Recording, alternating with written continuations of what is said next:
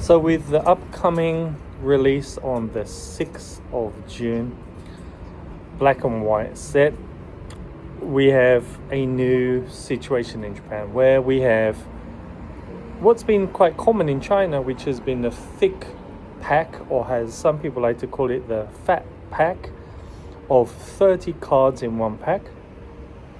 And as I understand it, there is a guaranteed hit in each pack, and there are 6 packs in one booster box, or obviously you can buy them as single packs, which will most likely be what's available in Japan. So you have those two options across the two sets because it's a double set.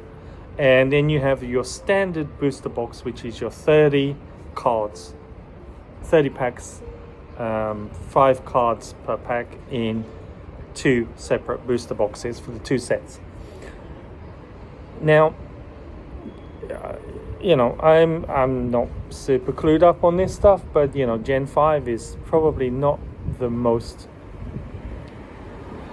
kind of like impactful Pokemon sets, Pokemon, collection of Pokemons which are gonna like hit you and go, yeah, I need to buy that right now, is Gen 5, right?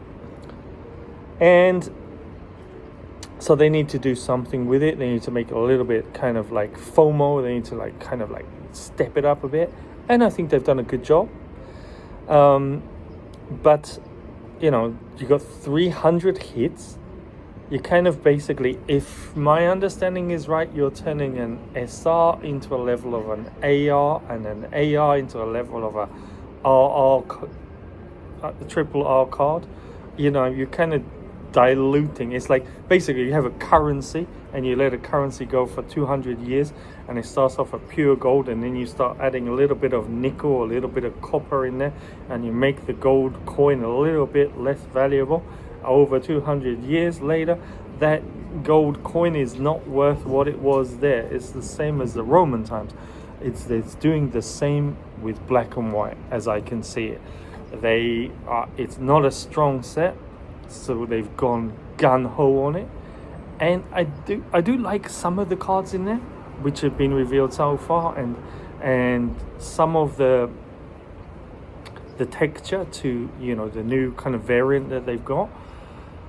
I do think in the initial run it will do really well, and depending on the scarcity of the availability of getting each of the 4 variant boxes that there will be, there might be some value there in the medium term. Very, very short term, first 3 days, I think they will be very, very hot. Then I think it's going to cool off very fast.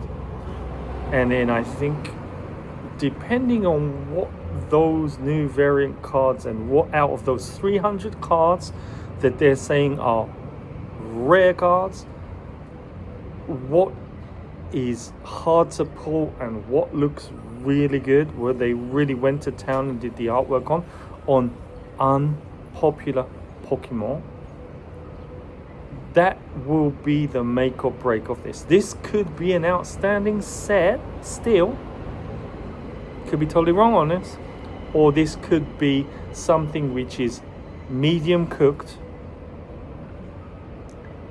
but FOMO through the roof.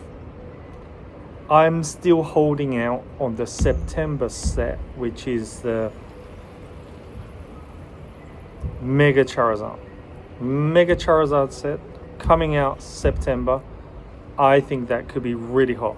I do think that this set has potential in the long, medium to long term, and the very, very short first 5 days, 2 to 5 days. But if I'm really honest, the first 2 days, I think this set has got a lot of potential. And then long, medium to long term, I think this set will do very, very well. But I think medium term, I think the FOMO is way over on this set. I really do. But, there is a guessing element there because the reveals haven't been made. But just because it's Gen 5, Yeah, I don't think it's there.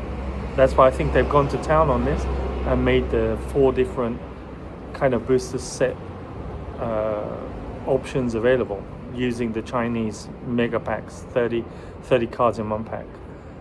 They needed to do something extra to cover this set up. So that's my take on that. Let me know what you think. And bye from Tokyo.